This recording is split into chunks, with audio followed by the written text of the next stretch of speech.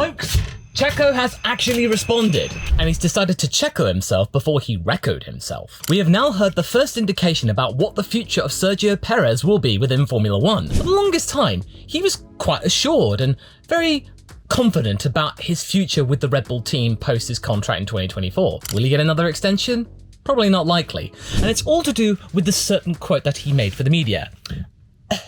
With the season we have had, it is important to hold the next races in an environment where I feel I can contribute, and that place for 2025 is not here.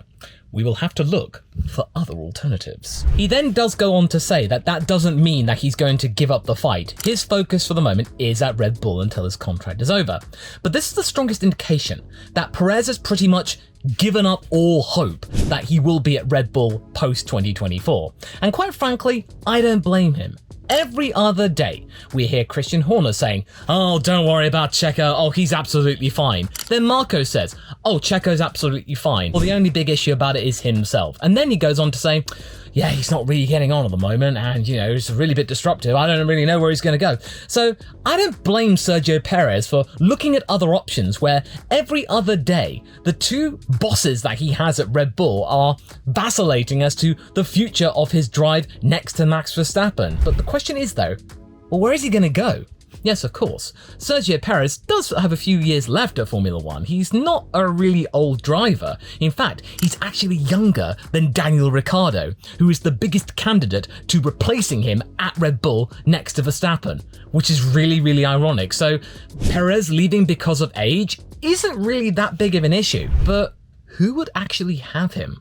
There are going to be quite a few drivers up for moving around in 2024. I think the most likely one out of all of this is going to be, well, Aston Martin.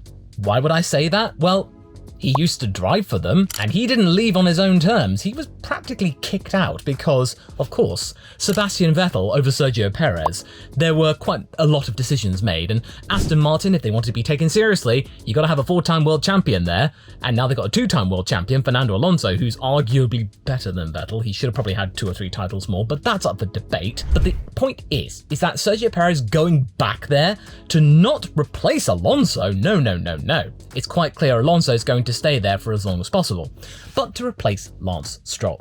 Now, of course, Lance Stroll's contract is as long as a piece of string. Nobody really knows how long it's going to be or how short it's going to be. It can be easily cut instantly without any warning. In this video I talked about here, where there were rumors about him potentially taking up tennis as an alternative career, which in fact he does like a bit of tennis, this might be a way of saying, well, Lance just wants to try new things and go somewhere else with his life. He's still young. He tried motorsport. It wasn't quite his bag. He had his time here. And of course, that's the way they'll spin it. They won't say anything to do with the fact that Lance is not good, especially with the fact that Alonso is decimating him without even trying.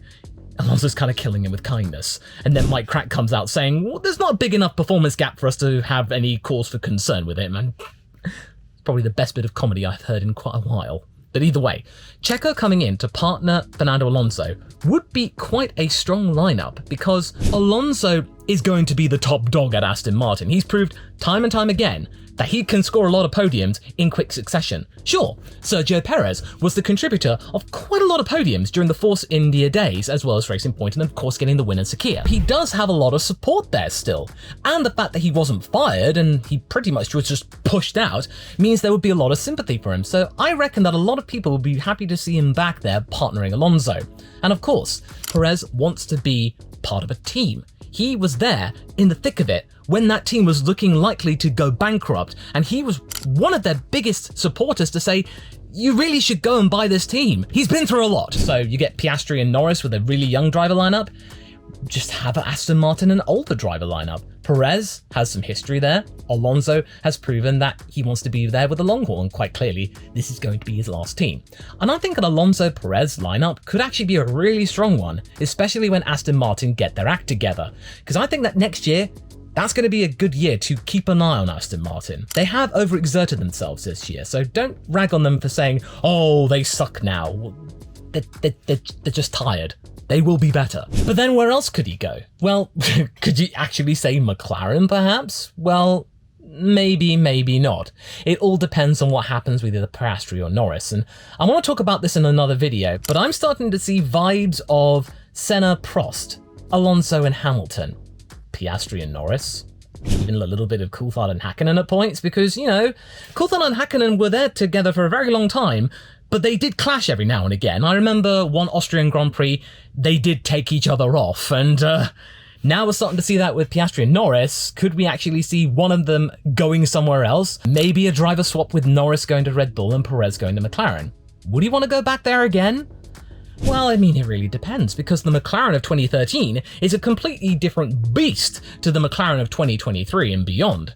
It's a lot more easygoing, because I followed to McLaren when Alonso went there, and I had to admit, it was an extremely surgical operation, not a lot of fun.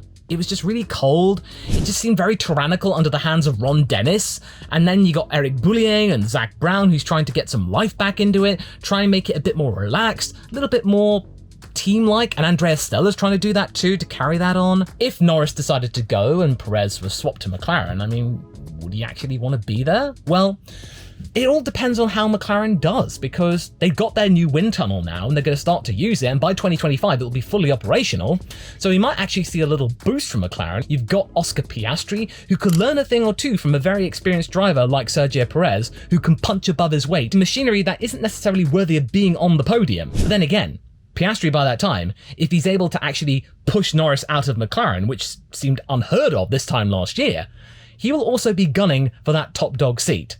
And Perez, after having to deal with that with Max Verstappen, a young gun who is pretty much the boss there, would he really want to handle that again? Same goes for Norris as well.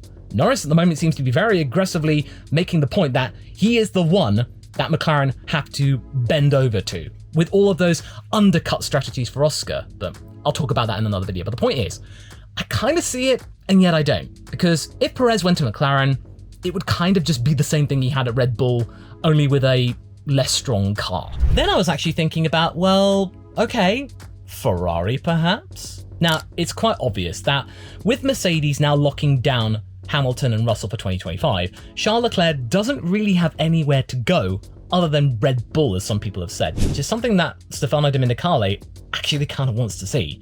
You know, a Red Bull dream team lineup. Helmut Marko likes it too, but I think Charles Leclerc would not do well there. Perez and Leclerc, that could be really interesting as well.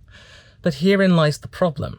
You're going to get the same problem that he had at Red Bull and that he could have had at McLaren. You've got another young driver stamping his authority, and then you got Perez basically having to toe the line and let Leclerc have all the glory. Yes, of course, Perez would be a good wingman to help out, but I'm pretty sure that at this time, Perez is kind of sick and tired of being the wingman. He is not going to be laying down and accepting it like Valtteri Bottas did at Mercedes. Because, you know, why would you look a gift horse in the mouth? Because that's the best car that you've got, and you got 10 wins out of it. You had a good career, you got double-digit wins, so why would you question it? But I don't think Perez is going to be that compliant, and as we've seen, he has been trying so hard to better himself, and then he makes mistakes. Even at Monza in practice, he made mistakes. And yes, of course, lately, he has improved, and he has been able to bring that car to a 1-2, much more often than not. So, would he really want to go to a place where he's just going to experience the same thing again? So that's kind of Ferrari and McLaren out of it. Because Ferrari, it would be a really romantic thing to see Sergio Perez there. It'd be really good for him to bow out there, because any Formula 1 driver would love to drive for Ferrari just for the romanticism of it all. But realistically, at the moment, Charles Leclerc is the top dog there, no matter what you say. And even though that Charles Leclerc hasn't actually been performing as well as he could do, they still want him there. They don't want him to leave. And any driver who has a team like Ferrari saying, we don't want you to leave, why would you leave? Unless it's really, really bad, like 2020 bad, okay?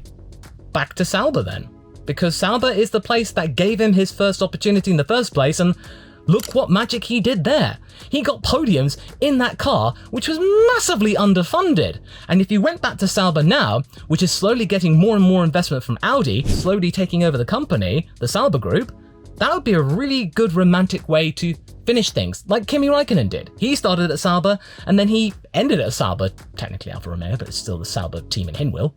So maybe you just had that as well. He just mimics what Kimi Raikkonen did. Valtteri has a contract to the end of 2024, but he seems to be on autopilot at the moment. He's not really kind of putting his all in at the moment. Yeah, he managed to get a point at Monza, but he just seems a little bit too chill at the moment. And I really don't see him outlasting 2024. He might have a year with poor chair, that might be good, or maybe Zhou might be able to ring it out for another season. But either way, having Sergio Perez alongside Carlos Sainz, that would be a really good lineup. Both drivers are agreeable. They can both relate to being the second fiddle, and therefore they might be able to work together to try and figure out what the team can do. But then you just got to remember, Audi, German manufacturer, you'd want a German driver there. Mick Schumacher. Depends on what happens to him, because, I mean, the whole Mercedes thing's just thrown his thing up in the works. I mean, maybe 2 years at Williams next to Alex Albon and then goes to Audi. I mean, it really kind of depends, but also then you've got to consider they're both used to being second fiddle at the teams that you used to be at. So why would you want to go and do that again? You got two number 2 drivers vying for the top spot. So 2025 could be very spicy for the media, seeing which one comes out on top for 2026 when Audi fully comes in. That would be a great narrative. Carlos Sainz versus Sergio Perez. Who's going to be the number 1 when Audi fully comes online? But at the same time, it would be ideal for Sauber to try and get some good prize money out of all of it instead of them coming together. But then again, they might actually see a lot more sense and be a little bit more logical, and therefore be able to put all those differences aside. Out of all of those, Aston Martin, going back there, would be the best shout. Because Alonso, he's doing his own thing. And Perez doesn't have to prove anything. He's not a rookie. And I think Alonso would respect that. They would work together to try and get Aston Martin back to the top. Because Perez was trying to do that when he was there, when he was the big driver. He has a lot of support there, and Alonso would actually want to see sense. He is better than Perez, and Perez knows it. But there'll be moments when Alonso doesn't perform, and he'll be at a team which loved him. And yes, of course, there's the Papa Stroll debate. It might be a little bit awkward, but I'd like to think that maybe a handsome paycheck and some apologies might sway things the other way. It seems to be my best option for him. And if you want to see who might be the best replacement for him, check out this video next.